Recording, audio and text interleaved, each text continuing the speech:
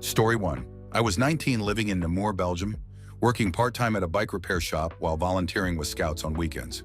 The fort outside town, Fort Demine, was the place we'd sneak into, partly for the thrill, partly to prove you weren't soft. Everyone in town knew it was there, gutted out from the inside after the war, left with tunnels that felt like lungs still trying to breathe. This was in November. It was raining that morning, so the mud on the slope up to the wall clung to my boots, made them heavy as I climbed up to the breach we used, the one behind the tree line, so drivers wouldn't spot us scaling over. You could feel the fort before you got inside. I can't explain that part well, but the closer you got, the quieter the air felt, like it was waiting for you to step in. That day I was on my own because I was meant to be the checkpoint, the person who sits in the dark in a side tunnel so the scouts don't get lost, making sure they turn at the right passage so they end up at the exit point later on. No one tells them there's someone waiting in the dark. Part of the initiation is the fear of the dark, of getting lost. I wasn't scared of the place, at least not until that day. Inside it smelled like wet stone and metal. The air was cold but close, like you're breathing someone else's breath. I didn't use a light. We weren't allowed to. You rely on touch and memory of the layout. I got to the small corridor I was meant to wait in, just off the main tunnel. I pressed my back against the damp wall and let my eyes adjust. I was early, and they weren't due for at least 30 minutes. I don't know how long I was there before I noticed it. First, it was a flicker of light down the tunnel, like someone with a candle cupped in their hands moving slow. At first, I thought one of the younger kids cheated and brought matches, but there was no sound, no footsteps, no scuff of boots. I crouched lower, watching it come closer, and the light just bobbing there, too steady to be a flame, too warm to be a flashlight. It stopped, maybe 10 meters down, and just hovered there.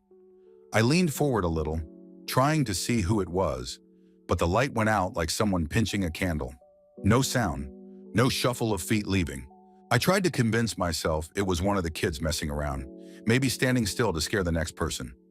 I settled back into the nook, rubbing my hands on my knees to keep warm. Then I heard breathing. It wasn't mine. It was shallow, shaky, coming from directly in front of me, in the dark. I held my breath to listen. It stopped. I couldn't see anything, but I could feel it. The air changed like someone was taking up the space right in front of me, close enough that if I lifted my hand, I'd touch them. It smelled like sweat, old clothes, and damp earth. I could hear my own heartbeat in my ears, and I didn't move. I didn't even blink. I don't know how long we stayed like that, both of us frozen, breathing each other in the dark. I was trying to convince myself it was a kid, but the smell was wrong, and there was something about the way the air felt that made me want to crawl out of my skin. It was like standing next to something that used to be alive but wasn't anymore. Then it moved. It didn't walk away, it just passed, like a warm draft, brushing against my knees, my chest, my face, and then it was gone. I could feel the air rushing back to fill the space where it had been, like the fort itself was exhaling. I stayed there shaking, trying to breathe quietly, listening for footsteps, but there was nothing. Then a faint light appeared from the right corridor, not the same as before, more like the glow from a dying phone screen, and it drifted away, disappearing around the corner. I didn't get up. I couldn't. I just waited, eyes burning, mouth dry, feeling like if I moved, it would come back. I started to wonder if I had lost track of time, if the scouts were late, or if something had gone wrong, and I was alone in there for hours. Then I heard boots coming down the tunnel, the sound of someone heavy, not trying to be quiet, echoing off the walls. I stood up fast, my legs almost giving out, and stepped out just enough to catch the first kid coming through, helmet on, flashlight in hand, eyes wide when he saw me. "Keep going," I told him, my voice cracking. "First right, keep moving." He nodded and started walking, and I followed him a few steps to the junction. Before he turned, I asked, "Hey, who came in first before you?" He looked at me confused. "No one. I was first." I didn't say anything else. I just stood there watching him walk away into the dark. I didn't go back to my spot. I walked the rest of the route behind them, pretending I was checking for stragglers, but I just couldn't stand in that tunnel alone again. I didn't tell the others what happened. I don't know if they would have believed me. That night I couldn't sleep, and when I closed my eyes, I could feel that breath on my face again, smell that mix of earth and sweat, feel that space being taken up by something I couldn't see. something that knew I was there. I've been back to the fort since, but I won't stand in that tunnel anymore. If they need a checkpoint, I take a different corridor, closer to the entrance. I can't explain what it was, but I know I wasn't alone in there, and I know it knew I was there. That was the only time it happened, and it was enough. Story 2. I'm Chris, 29 from Philly, and I've worked tunnel inspections for a private contractor under SEPTA.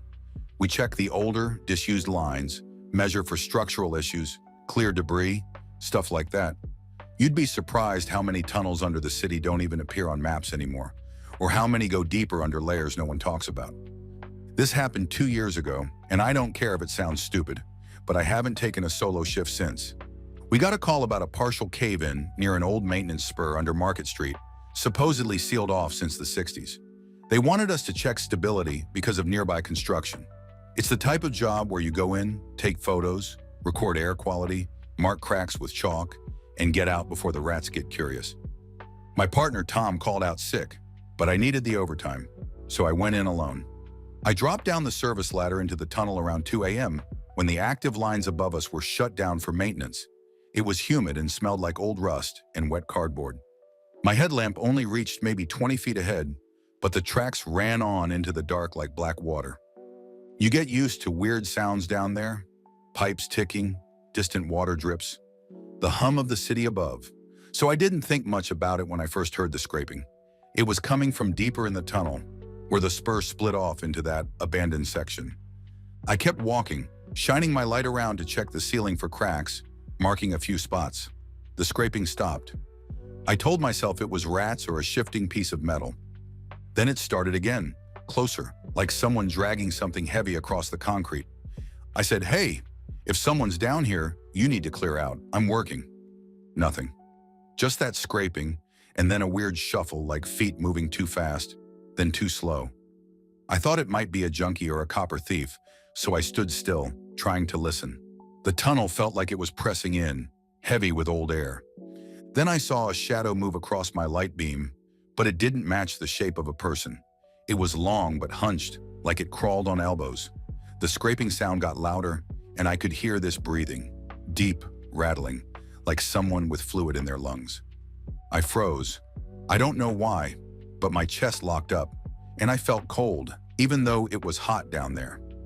The breathing got closer, and the shadow moved again, closer to the tunnel wall, sticking to the edges. I yelled, "Do you need help?" It stopped. For a second, it was dead quiet except for water dripping somewhere behind me. Then it started moving again, faster, scraping hard against the concrete, like nails. I pointed my flashlight directly at it, and I swear to God, it ducked out of the light, like it was avoiding it. I stepped back, keeping the light on the spot where I last saw it, and then the breathing got so loud it felt like it was right next to my ear. I turned fast, shining my light around, but there was nothing. The air felt heavy, and I could hear it breathing from different directions, like it was circling me in the dark. I tried to radio in, but all I got was static. I said, "Tom, if you're screwing with me, man, cut it out." No answer. The breathing was still there, moving behind me, then in front, then behind again, like it was pacing. I decided to back up toward the ladder, but as I turned, the breathing turned into this whispering. I couldn't make out words, just this harsh, fast whisper, like someone chanting through broken glass. I shined the light back down the tunnel, and for a split second, I saw it. It was on the wall, long and gray, with arms too long for its body, and it pressed its face against the tunnel bricks. I saw its mouth moving, but it wasn't looking at me. It was facing the wall, whispering fast. It pulled its head back slowly, and I saw a hole in the bricks, like a service crawl space, and it started to pull itself into it, head first, like it was being sucked in. The whispering got louder, angry, but still quiet, if that makes sense. I backed up, tripped over a piece of old rebar, and my flashlight slipped, spinning its beam around. I saw that gray arm sticking out of the hole, fingers scraping at the bricks, like it was deciding whether to come back out. I got up and ran. I don't think I even touched the rungs climbing out. I scraped up my hands, dropped my meter, and didn't look back until I was out on the street, breathing hard, covered in tunnel dust. I called my supervisor and told him the air was bad down there, and I needed a check before going back in. I never told him what I saw.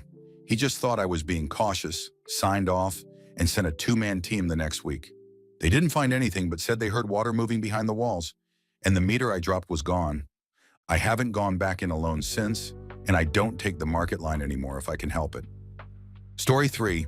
I grew up in a small town outside St. Louis, the kind where everyone's uncle knew a guy who worked for the city, so we all heard stories about the tunnels under the old buildings downtown. I work for a plumbing company now, but this happened when I was 17, the summer before graduation. That day I wasn't looking to find anything weird. I was just trying to impress Kyle and Nate, who were with me, waiting for a ride after summer band practice. We were sweaty, still in our stupid marching band shirts, and decided to kill time in the basement of the old admin building, which was being used to store busted chairs and boxes of yearbooks nobody wanted. In the corner behind a stack of rusted folding chairs was this big panel with hinges on the bottom. Kyle found it first. "Dude, help me pull this up," he said, kicking the chairs aside. I pulled and the panel popped up, heavy and loud. Dust flew everywhere. The smell hit us first, wet dirt, metal, and something sour like old mop water. It was dark inside, but when we shined our phone flashlights down, we saw it was a tunnel, maybe 5 feet down, with an old ladder bolted to the side. Concrete walls, water stains, spider webs. "Bet you won't," Nate said, grinning. I went first because I didn't want them saying I was scared. My shoes slid a bit on the metal rungs. When I hit the bottom, the water soaked through my socks immediately. It was cold, ankle deep, and smelled like a mix of rust and sewage. The tunnel was maybe 5 feet wide, barely high enough to stand up straight if you were under 6 feet. The walls were rough concrete, pipes running along the top, some dripping steadily. Kyle and Nate came down after, their lights bobbing, making shadows dance on the walls. At first, it felt like the kind of dumb adventure you have as a teenager, with us joking about finding hidden treasure or old bones. The tunnel split in 2 directions.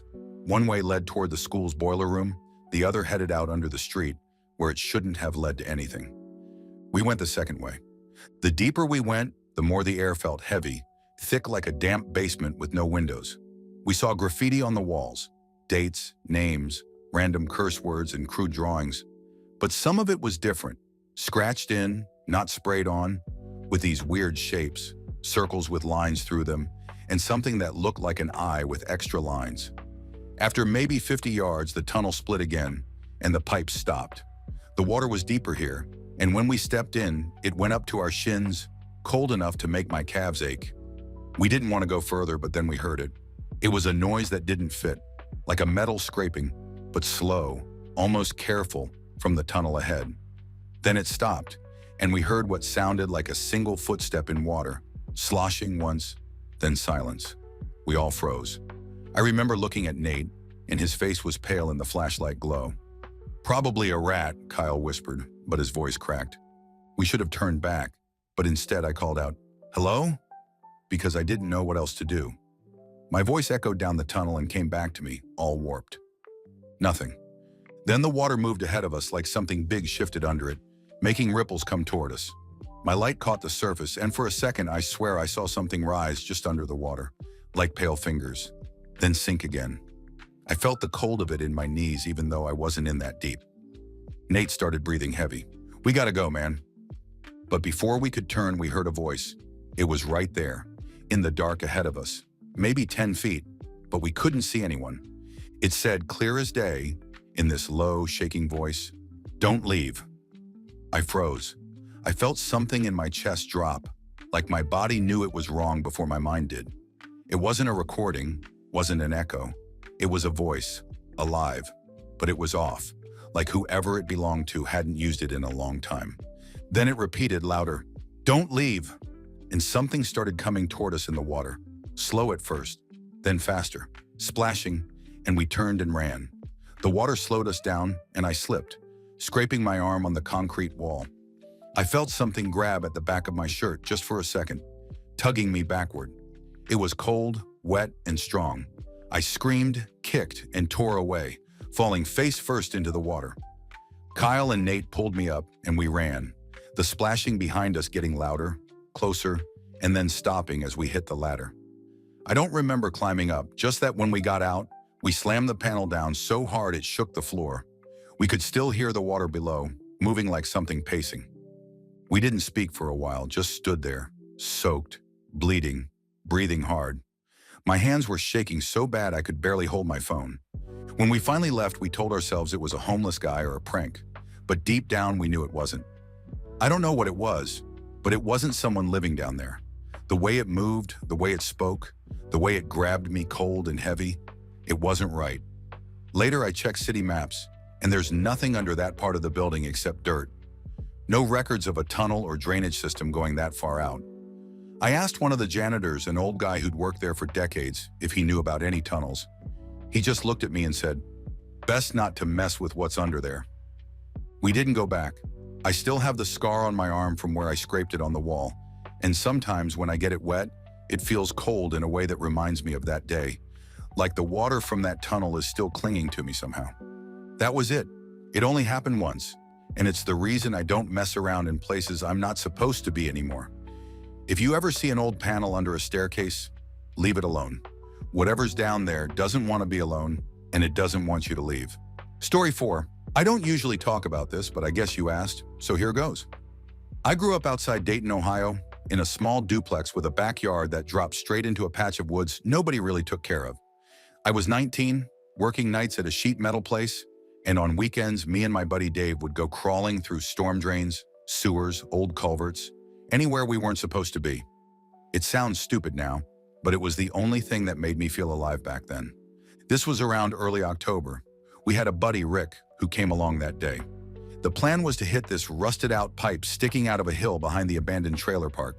Dave said he'd scoped it before, and it went deep, way deeper than usual. We crawled in with cheap headlamps and gloves from Harbor Freight, expecting raccoon bones and graffitied concrete, the usual. It was tight, had that damp, sharp metal smell, but we were used to it. We kept pushing in, maybe a couple 100 feet, when it opened into a concrete room, just big enough to crouch, with 3 pipes leading off in different directions like veins. We figured it was one of those overflow junctions, but it felt off because we could hear something, a drip but heavier, like water hitting something soft. Rick went first into the narrowest pipe, belly crawling. We egged him on, joking about tunnel ghouls and body dumps, the dumb shit you say to keep from freaking out. Then Rick stopped. He goes, "Yo, something's here." We thought he meant a possum or a dead dog. I could hear him gagging, saying, "Bro, it's on me, it's on me." I crawled up, and the stink hit me so hard I almost puked. It was like iron and rotting mud, but thicker. I put my hand down to crawl over whatever was blocking the pipe, and it felt weird. It wasn't fur, it wasn't bone. It was soft, but not like decaying meat. It was like pushing into wet carpet, but warm in places, cold in others.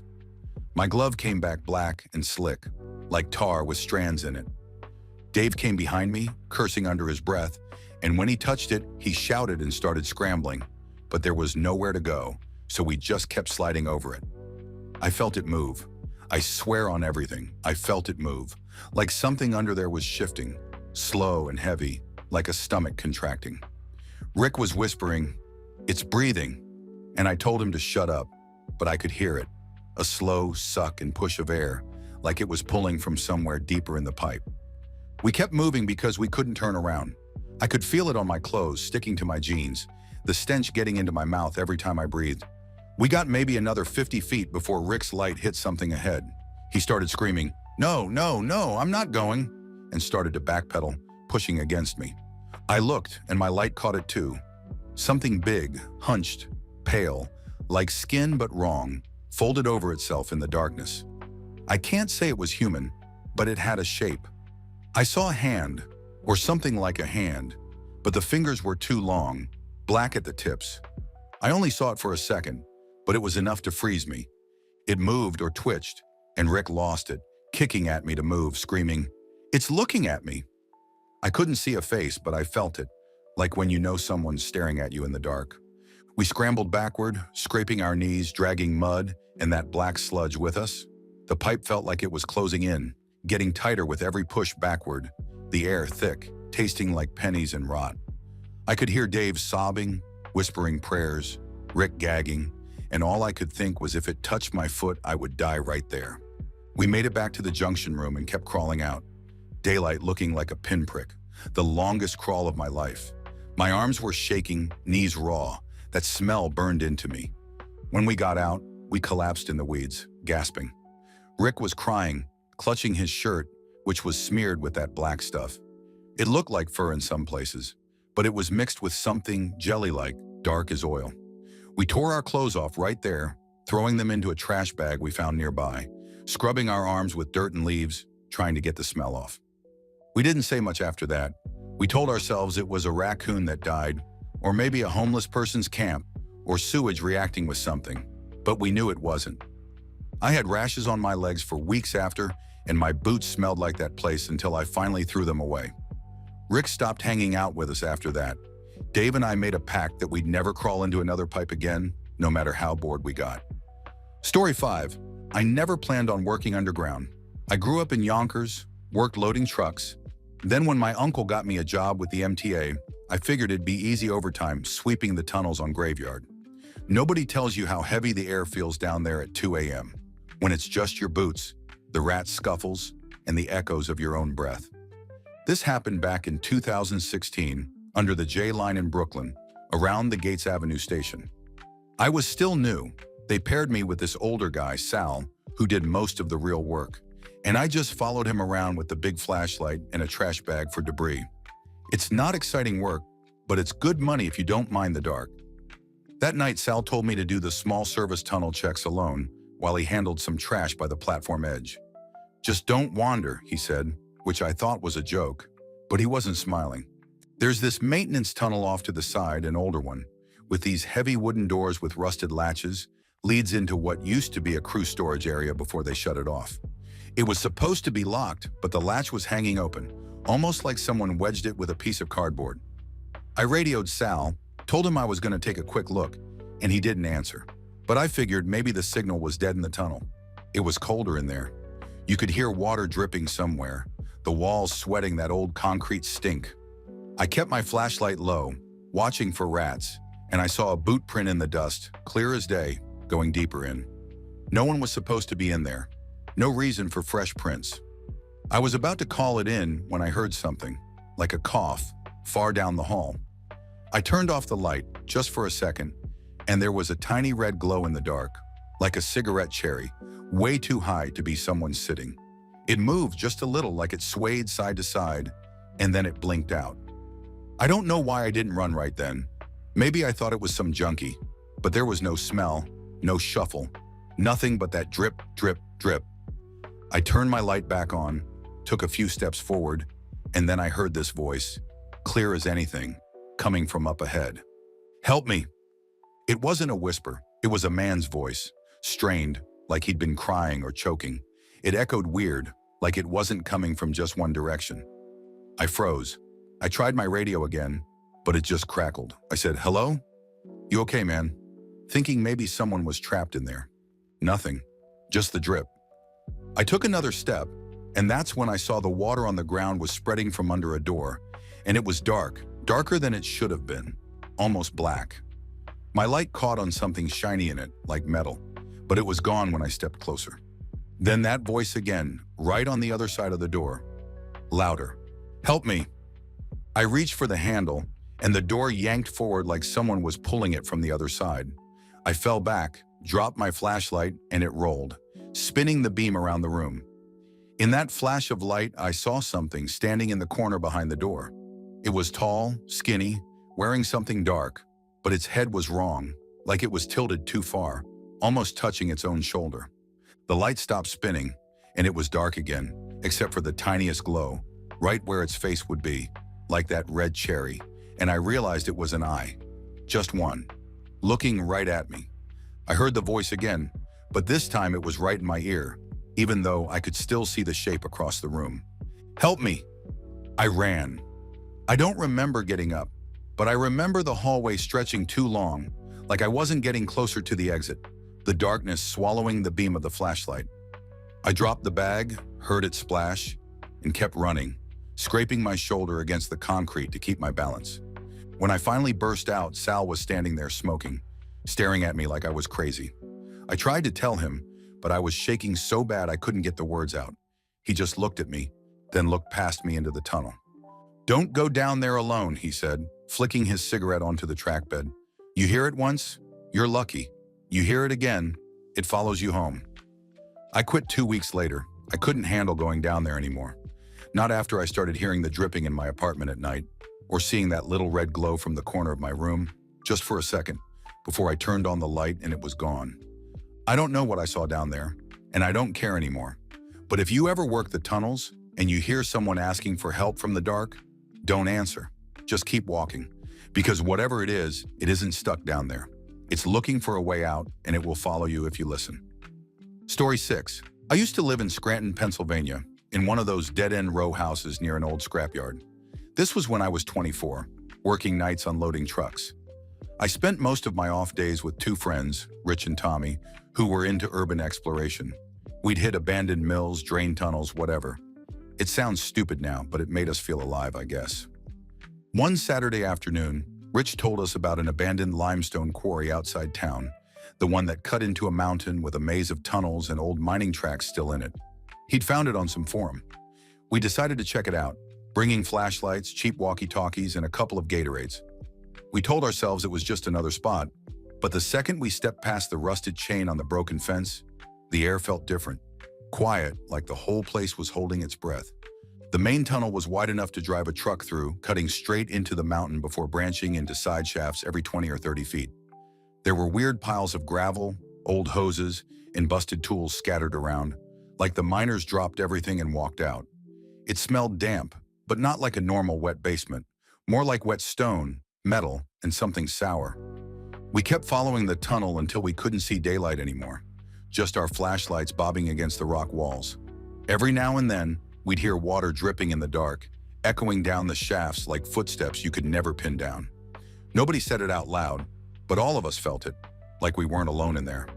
About 40 minutes in, we found a bigger clearing. It looked like a room blown out of the rock, the ceiling high enough that our lights couldn't catch it fully, shadows swallowing the upper parts. The floor was uneven, with puddles reflecting our lights, and mounds of rock that had caved in from somewhere above. Tommy stopped dead, shining his flashlight across the far side of the clearing. "Dude, what the hell is that?" At first, I thought it was just another pile of scrap. But when Rich angled his light over, I realized it was an old floor model TV, one of those wood-paneled ones with a curved glass screen. It was tipped on its side, partly buried in the rubble, screen facing the wall. It didn't make sense. Who would drag a heavy-ass TV down here? There were no power lines, no cables, no extension cords. Just that TV, sitting like it had been waiting for us. Rich laughed it off. "Probably miners, man. Generator or something." Tommy didn't laugh. "Why would they watch TV in a hole like this?"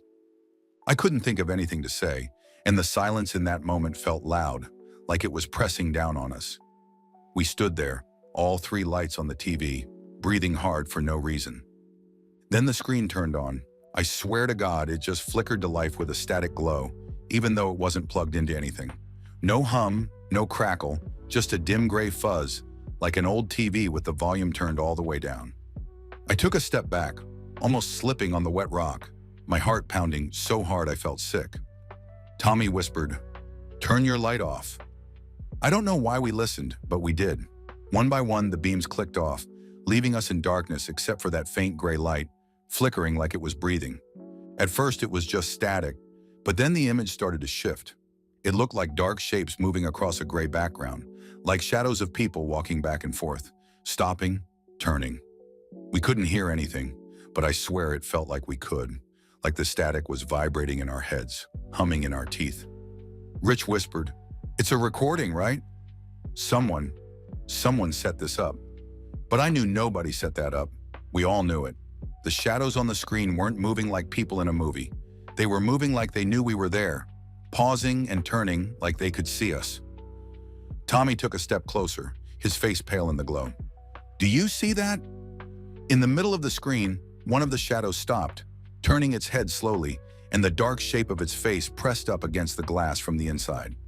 I can't explain it, but it was like it was looking out at us, not from a recording, but from wherever it was trapped in that screen.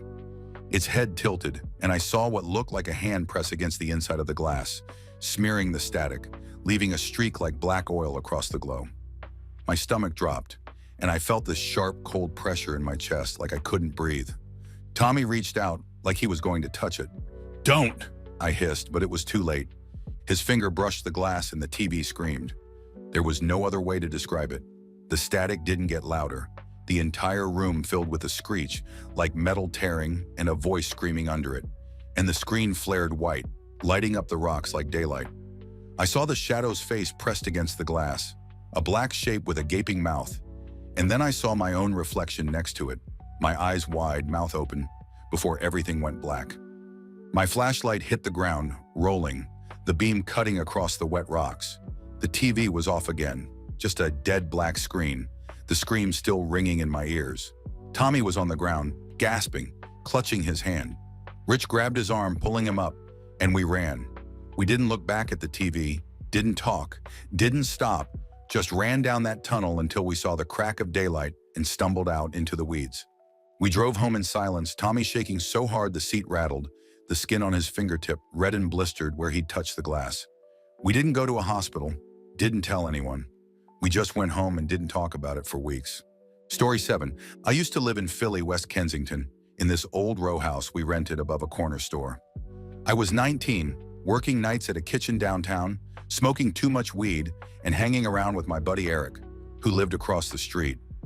We didn't have much to do, so we started hitting up the old storm drains under the neighborhood, not because we were urban explorers or anything, but just because it was a spot to get high without getting hassled.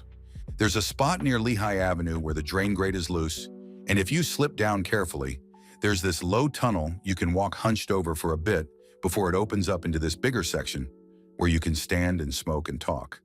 It smelled like rot and rust, but we didn't care. We tagged the walls with cheap spray paint and carved dumb jokes with pocket knives, thinking we were hard. One night, it was me, Eric, and his cousin Luis, and we'd gone down there with a couple of cheap Swisher blunts. I remember it was cold enough to see your breath, but the tunnel was warmer, and everything echoed, so you'd hear yourself breathing like it wasn't you. We'd been down there maybe 20 minutes, laughing about something, when Eric's flashlight caught something on the wall behind us. It was a message. Big red letters, sloppy but deliberate. Smoke the reefer, meet the reaper. Eric's like, yo, did you do that? I said no, and Louis swore he hadn't either, but we'd been tagging other walls down there before, so we weren't too freaked out yet. We just stared at it for a second, laughing nervously, and Eric said, damn, that's some creepypasta shit.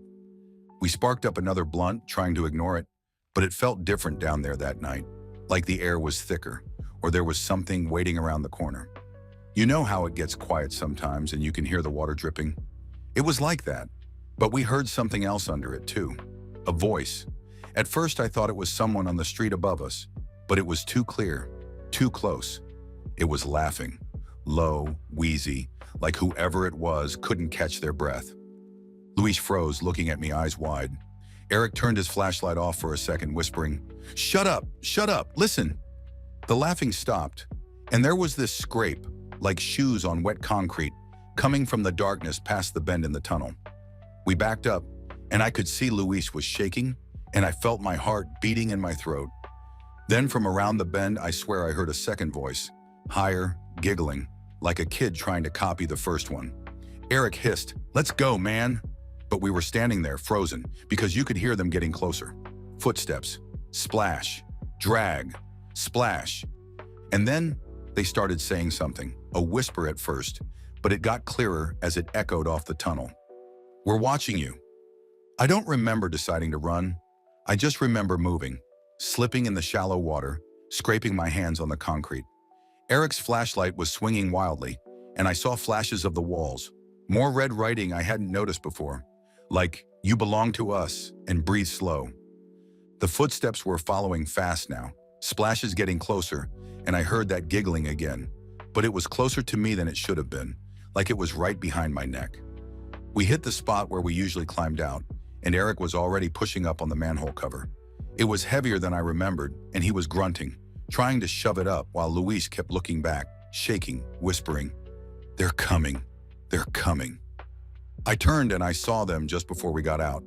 Two figures, way down the tunnel but close enough for the flashlight to catch them. One was tall, hunched, and wearing something dark and wet, with a hood or maybe long hair hanging down. The other was smaller, like a kid, holding the taller one's hand, head tilted, pale in the flashlight's beam. They weren't walking. They were standing in the water, but the water around their legs was rippling like they were breathing heavy. Eric shoved the cover aside and we scrambled out into the street, into the noise of cars and the cold air that hit us like a slap. We almost got hit by a cab climbing out into the middle of Lehigh. The driver leaned on the horn, cussing us out, but we just stood there breathing hard, looking at the open manhole. Eric kicked it shut and it clanged so loud people on the corner turned to look. We didn't care. We didn't even look at each other. We just left. I never went back down there, not once. I don't know what we saw, if it was junkies messing with us or something else, but that laugh, the way it echoed, the way it felt like it was breathing right behind me, I still hear it sometimes when I'm trying to sleep. Story 8. I grew up in Pasadena, east of Houston, where you can smell the refineries on some mornings, and the bayous cut through every block like veins under the skin of the city. My name's Tommy, and when I was 15, I used to sneak into the storm drain tunnels with my friend Carlos. We'd heard you could get anywhere in Houston underground if you knew which grates to drop into, and for a while it was just dumb fun, making maps with blue Bic pens, lighting cheap Walmart candles, and daring each other to crawl into smaller offshoots just to say we did. This one Saturday, late July, we told our parents we were going to the Pasadena Town Square Mall, but instead we dropped into a storm drain behind the Fiesta on Southmore. We were planning to follow the tunnel system all the way to a spot behind the mall where we knew there was a shallow outflow ditch. We thought we could pull it off before lunch if we hustled. Carlos had this yellow waterproof flashlight he'd gotten for Christmas, and I had a tiny backpack with a couple of Cokes and some beef jerky. We dropped down, and the air was heavy with that sour stink of wet concrete and mildew. It always felt colder in there, like a stale refrigerator, and the echoes of our steps would bounce back weirdly, sometimes sounding like someone was following us a few steps behind. About an hour in, we realized the map we had was missing some of the turns we needed. Houston's tunnels all looked the same. Stained walls, puddles reflecting your flashlight, the low ceiling forcing you to hunch. I remember I stopped and said, "Man, you sure this is the right way?" Carlos looked back, his face pale in the flashlight. "Dude, I don't know. We're close though, I can feel it." But then we heard this sound, like metal scraping against concrete. It wasn't super loud, but it wasn't like the usual drip or distant rush of water. We both froze. "You hear that?" I whispered. Carlos swung his flashlight around, but the beam just caught the curves of the tunnel, shining off puddles. The scraping came again, closer, like something heavy being dragged. We thought maybe it was an animal, but it sounded too deliberate, too slow, almost like it was waiting between drags. "Let's just keep going," Carlos said, but his voice was tight, shaky. We kept walking, faster, the sound behind us sometimes stopping, sometimes picking up again, closer each time we paused. There's this feeling you get when you're underground, where you can't tell if a noise is right behind you or 100 feet away, and it messes with your head. Then, like Houston does, the rain came. It started with this soft, constant tapping above, and then it was like someone turned on a faucet. Water started pouring from cracks in the ceiling and from side grates, and the little trickle along the floor turned into a fast-moving stream. I remember yelling, "We need to get out now!" But there was nowhere to climb out, just these walls that were too slick and high. We tried to run, but the water was rising, ankle deep, then shin deep, the current strong enough to push against our legs. We were screaming for each other to hurry, our lights dancing on the walls, trying to find a ladder or a maintenance hatch. Then the scraping came again, louder, but it wasn't behind us anymore. It was in front of us, around a bend, and it was coming toward us. I stopped so hard I almost fell, grabbing Carlos's arm. "What the hell is that?" I yelled. We backed up, the water now at our knees, rushing faster, pulling trash and sticks and oil slicks past us. The flashlight beam caught something around the corner, a shadow that moved, but it didn't move like a person. It was hunched, wide, and when the light hit the water near it, there was this shape, like long fingers or claws dragging along the concrete, pulling itself forward. Carlos screamed. I can still hear it in my head sometimes when it's raining. The thing didn't rush us. It just kept pulling itself closer, scraping, scraping, like it had nowhere else to go but toward us. I saw it lift its head, no face, just a wet black shape, like a burlap sack soaked in oil, with this shifting under the fabric, like something crawling underneath it. The water hit our waists, and the current was so strong we had to hold on to each other to keep from falling. I looked back and saw another tunnel splitting off, wider, and without thinking, I pulled Carlos, and we let the water take us into that tunnel, away from the thing scraping its way toward us. We were half swimming, half being dragged by the current, our heads hitting the ceiling sometimes. We couldn't see where we were going, the flashlight bouncing around wildly. At some point, the tunnel dropped, and the water sucked us down like a slide. I remember the roar of water, the darkness, the feeling of Carlos's hand slipping from mine. Then light. We shot out of the tunnel mouth and into a wide, brown, swirling bayou, gasping, choking on water, grabbing at tree roots and mud to pull ourselves to the bank. We crawled out, coughing up water, our legs scraped up, covered in mud. We sat there for a long time, soaked, shaking, looking back at the tunnel we had come out of. I kept expecting to see that black shape crawl out, dragging itself into the daylight. It didn't. When we finally got back to the main road, we realized we were almost a mile from where we'd started. Carlos wouldn't talk about what we saw, said it was the rain and shadows, but I saw the look on his face when the light hit that shape in the tunnel. He saw it too. We never went back underground after that. We burned the maps we made, the ones we spent months drawing, and we never talked about it again. Not even years later, when we were both working at the same auto shop and it would rain and flood the street, water swirling around the drains, sucking everything down into the dark. Story 9. I've worked in the New York City subway maintenance division for 10 years, mostly graveyard shifts, fixing electrical boxes and clearing debris after hours. You get used to the rats, the dripping ceilings, the strange quiet under tons of concrete, while the city above never stops breathing. I live in Queens, but I was stationed near the Bowery line that night, 2 stops down from Delancey. It was one of those muggy summer nights where the tunnels feel like a throat, wet and breathing. The assignment was routine: swap out a corroded panel near a decommissioned maintenance stairwell deep in one of the older sections of track.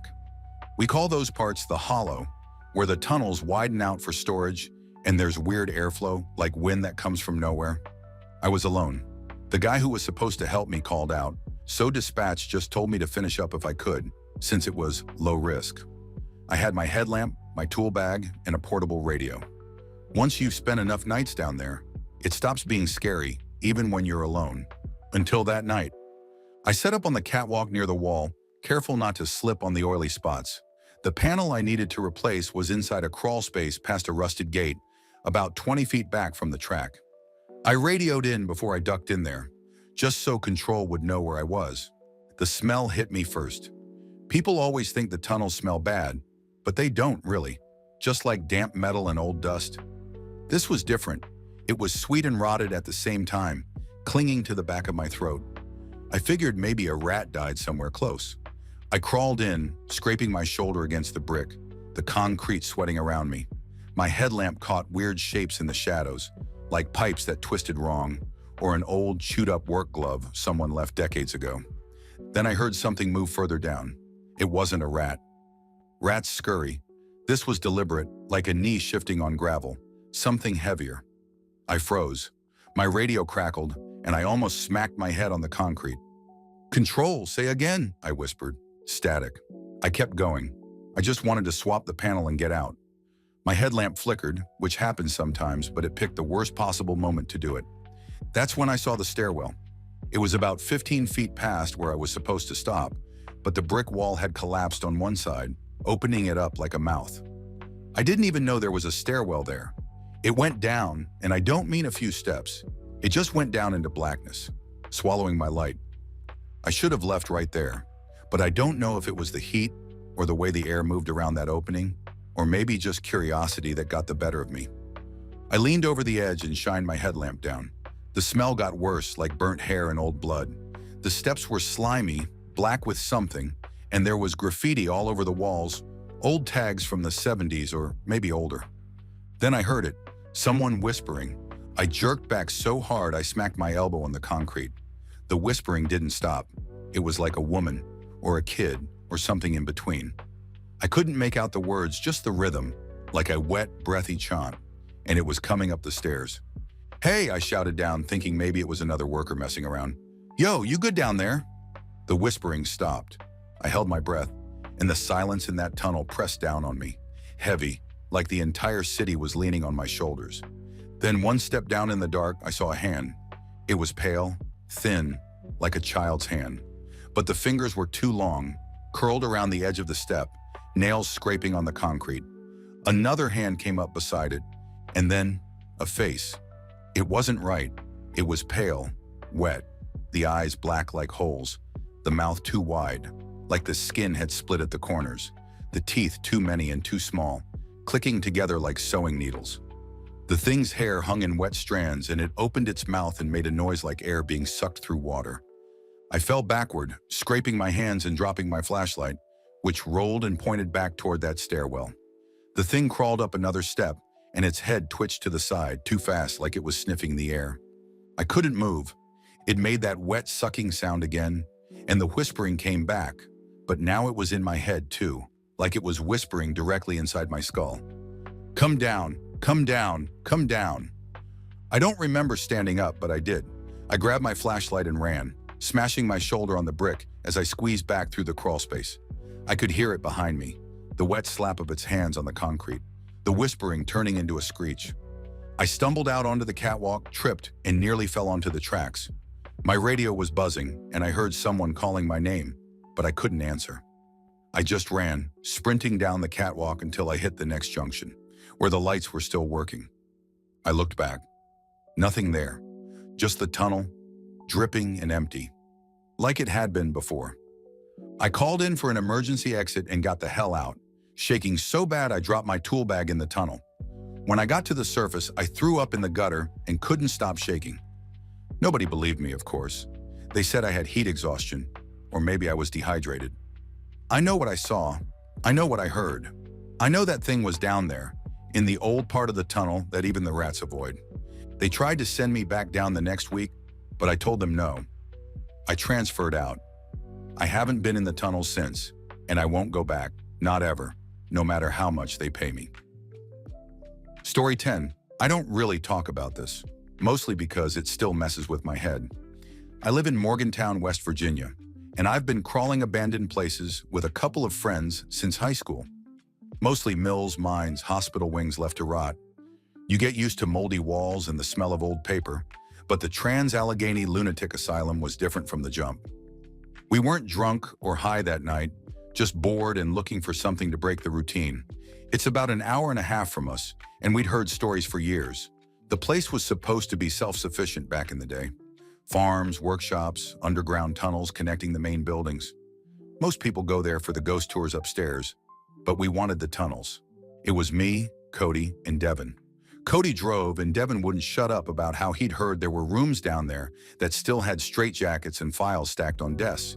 He swore some of the tunnels were used for bad experiments, but I didn't care about ghost stories. I just wanted to see the tunnels. We got there just after midnight, parked far from the entrance, and climbed in through a broken window we'd scoped earlier. Inside was dead quiet, the kind of quiet you can hear pressing against your ears. Paint peeled in sheets, and the halls smelled like wet plaster and old metal. We walked past abandoned gurneys, some tipped over, some with leather restraints still hanging loose. I remember my flashlight catching on a child's drawing taped to the wall in one hallway, all faded crayon colors and a big yellow sun. It felt wrong that it was still there. We found one of the gates leading down to the tunnels on the east wing, chained shut with a no trespassing sign zip-tied to the bars. But the bottom corner was loose. The gate bent just enough that if you squeezed, you could slip through. Cody went first, and I followed, the metal scraping my jacket. Devin came last, breathing heavy, saying, "Dude, it smells like a grave down here." That's when we heard it. Soft, almost so faint I thought it was in my head. It was music, like a toy piano, but old and cracked, playing some slow, sad tune I didn't recognize. Cody looked at me, eyebrows up, but we kept going because we didn't want to chicken out. The tunnel was narrow, brick walls sweating in the dark, and our lights made the water on the ground look black. The music kept playing, getting louder but never clear enough to figure out what it was. It didn't feel like it was coming from one spot. It was everywhere, like the tunnel itself was humming. Devin whispered, "This ain't funny, man," and tried to laugh, but his voice was shaking. We found a door on the left, rusted but unlocked, and pushed it open. Inside was a small room, probably 15 by 15, with a desk, some chairs, and papers scattered everywhere. It smelled like mildew and iron. On the desk was an old busted music box, the kind with the spinning ballerina on top. But it was missing the figure, leaving only the rod spinning slowly, like something invisible was dancing on it. The music was coming from it. I walked closer, trying to see if it was battery operated, but it looked too old for that. It was moving, playing, and I don't know why, but I felt like something was watching us from the corners of the room, like we'd stepped into a place we weren't supposed to find. Cody said, "Bro, let's get the hell out." But I reached out and touched the box. It stopped. The rod froze, the music cut off, and the silence was so sudden it hurt my ears. Then just as I turned to look at Cody, we heard a voice from the tunnel outside, clear as day, like a woman calling from far away. "Help!" We froze. Devin whispered, "Did you hear that?" But none of us could even answer. It called again, closer, dragging out the word like she was choking. "Help! Me!" It sounded wrong, like the voice was broken. Cody grabbed my arm and yanked me back toward the tunnel, and we all stumbled out of the room. The tunnel was darker now, somehow, and colder, like stepping into a freezer. We started running, shoes splashing in the water, that voice following us, closer, like it was right behind us. But when I turned, there was nothing. I tripped, smashing my flashlight, and the dark swallowed us. Devin screamed, "Get up! Get up!" And I felt hands pulling me, dragging me, and I thought it was Cody or Devin, but the grip was ice cold, and I couldn't see anything. My chest went tight, like I couldn't breathe. And in that moment, I swear I felt a face right next to mine, breathing in my ear. It whispered, "Stay!" I screamed. I don't remember how, but I got up, stumbling, clawing at the walls, following Cody's light until we found the bent gate again. We crawled through so fast we tore our clothes, and we ran, crashing through the halls, not even looking back, because we knew if we looked, we'd see it. We made it outside, lungs burning, and didn't stop running until we reached the car. None of us said a word. We just sat there, soaked and shaking, watching the dark windows of that building, waiting for something to move. A sheriff showed up while we were trying to catch our breath, lights flashing blue against the old bricks. He didn't even look angry, just tired. He took our IDs, sighed, and said, "You boys got no idea what you're messing with." We didn't argue. We didn't say a word about the tunnels, the music box, or the voice. He called the owner, who came out wearing pajama pants and a jacket, his face pale as the moon. He looked at us, then at the asylum behind us and said, "You're not going back down there? Ever. He agreed not to press charges if we promised to leave and never come back, and we took that deal without blinking. Cody drove us home, and the entire ride was dead quiet. Devin was crying, but I didn't say anything because I was shaking too hard. I've never been back, and I don't plan to. I don't go exploring anymore, and I can't even listen to music boxes without my stomach turning. I still don't know what was down there, or what that voice was, or how that music box was playing on its own.